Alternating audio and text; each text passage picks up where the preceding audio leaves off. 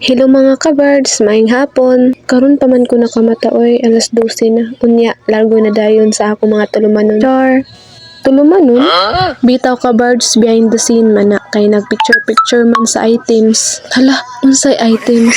Bitaw, sideline na ako na sa TikTok kay nag-apil-apil man ko anang affiliate kay makakwarta man for dago. Pangdugang income lang ba? Bisan gamay basta kanunay maora nang importante di ba? Unya nanilihig na dayon ko sa among room kay once a week raman ni mahinluan or masiligan tapos wala pa jud diri among ka-roommate. So mas nindot jud tong manghinlo kung walay magsabal-sabal kay para perfect ang panghinluan ba di ba? Tada! Maunang naipon sa isa ka semana na wala hinlo ay diri oy. Kalting ugawa. Manaman na atong tunumanon so magpaway sa takadali. Sakto pod kay gihatagan ko sa akong ka-boardmate og hot cake og cake kay anniversary nila.